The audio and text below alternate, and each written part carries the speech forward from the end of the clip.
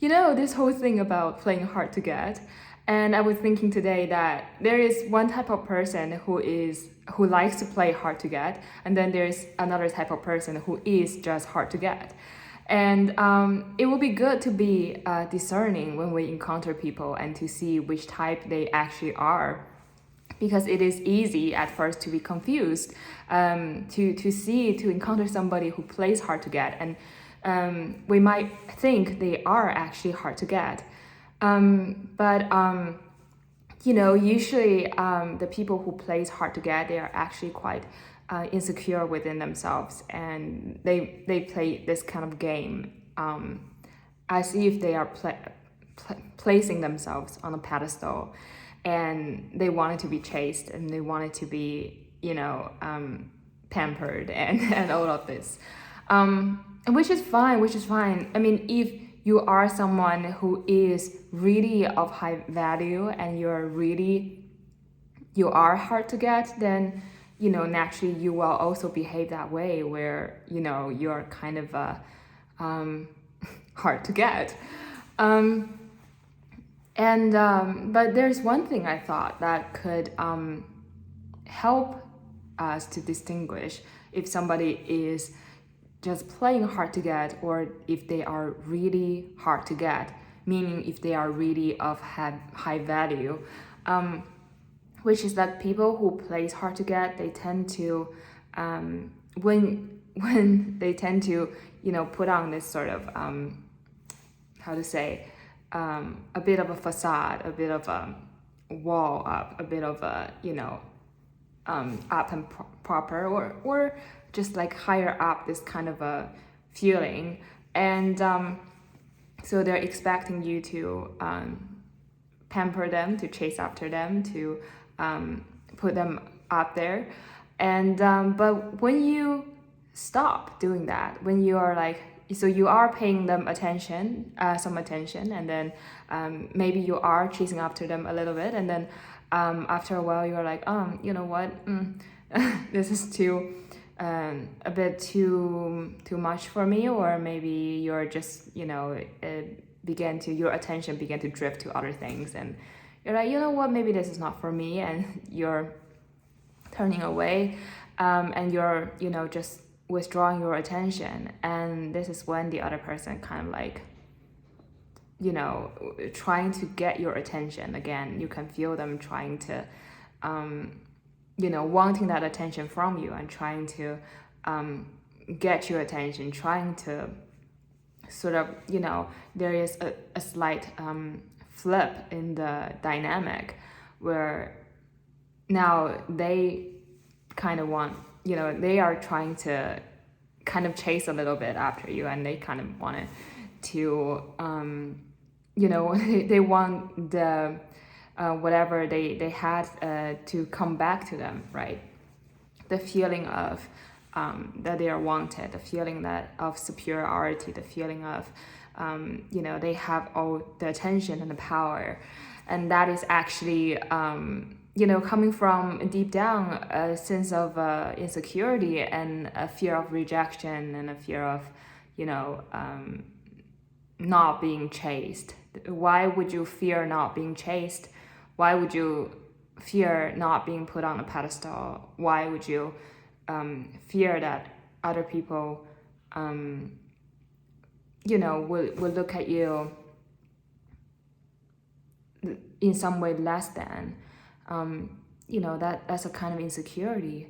But then the people who are really, they are hard to get, they wouldn't care. They just don't care. I love this kind of people who are just hard to get. They are hard to get. That's because they are of high value, and they genuinely don't care whether you chase after them or not. Whether you pay them attention or not. If you give them attention, they're just that way, and then when you withdraw your attention, they're still the same way. They just don't give a damn, because they know that they're of high value, and they're secure in themselves, and they're just going about their lives, and and they only really deal with, people of similar level and of the same caliber, and and then they don't put on a facade in a way where, people who are hard to get, actually hard to get, they usually don't come off really hard to get. They usually come off actually, many people who are actually genuinely of high value, they are actually quite humble when you encounter them. And they are genuine and they are down to earth. They have this kind of, it's almost like you can sense that they are high value and they have a lot to give, and they withhold so much value within themselves and so much worth and so much experiences and knowledge. And you know that you can sense that from a person. But people like this are usually in their dealing with people, in their actual face-to-face interactions with people. They're usually very natural and down to earth, and they make almost everybody who encounter them feel respected and comfortable, and this easiness and calmness that sort of come out of them. And that is just so beautiful, and that is actually a mark. But then in your interaction with them, you feel so respected and so natural, and there's no sort of high low thing like power dynamic going on. You feel like genuinely connected with the other person, or just the other person usually will make you feel at ease, especially when they are at actual genuine high value. People like this, usually when you encounter them, they make you feel at ease, although deep down you know that they are of a different level. And when you chase after them, when you pamper them, you don't see much of a change in them. They kind of just this sort of a calm and graceful demeanor where they don't get suddenly felt powered up or higher up, or kind of the ego wouldn't get inflamed by other people's sort of pampering them and sort of looking up to them and admiring them and put them on a pedestal. And when someone who disrespect them, or even insult them, or who just don't see their worth, or misunderstood them, or somebody who paid a lot of attention to them and chased after them and then just stopped paying attention to them, because maybe people are just intimidated. Maybe people just don't know how to behave around people who are of genuinely high value. And whatever it is, the outside situation, however other people react to them and treat them, they are the same. They remain that way, that graceful, elegant way, that easiness, that kind of openness, that kind of genuine, how to say, genuineness that you can feel coming off the other person. They remain the same, down to earth. They have remained the same boundaries, and it's like they have principles. They have standards. They have boundaries. All of these things by subtle details of how they act and how they carry themselves. They know that they have standards. That they're different. That all of this because they have high value. They know they do have high value, and it's like exuberating out of them. And then and this is the second type, where they are just so stable. I think that's the point. Like, they are stable within themselves because they're so secure within themselves. They know themselves to the point where they are no longer being swayed by whatever other people do or think of them. And people like that are actually worth chasing. Not chasing maybe, but they're worth your investment and worth you make an effort to genuinely, form a connection with them if you can. People like this are rare. And if you ever encounter a being like this, you're very lucky. And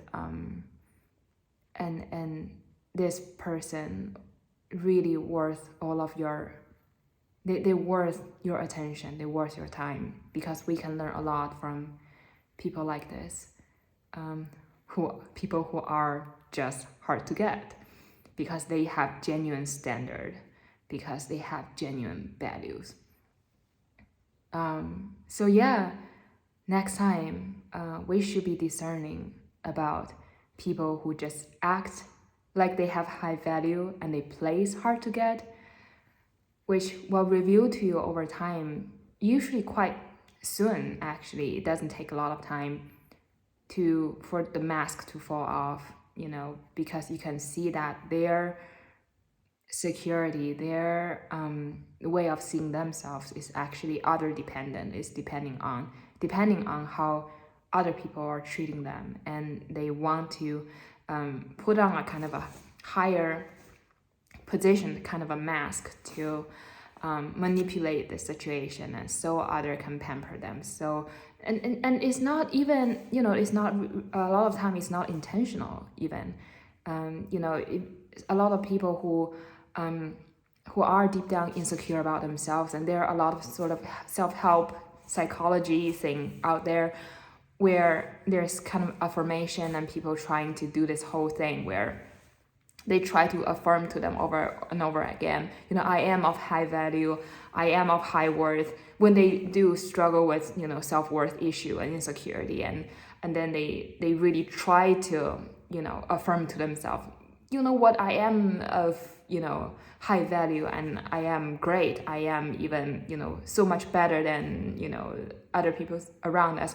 I should put myself on a pedestal. Like a lot of people are like this, who are actually, in a way, they're trying to work on themselves, and they are trying to, because there's so much information out there, especially from the internet, to try to help people with self-esteem and insecurity issues, to just, like, there's this kind of simplified information of, you should pamper yourself, you should develop self-confidence, you should develop high self-worth. And then you see people who are kind of doing this work, but not in a very sufficient way, where it's almost like when you encounter people like this, you can sense that deep down they're still insecure about themselves. They're still not confident, actually. They're looking so much to the outside of them. They're looking so much to other people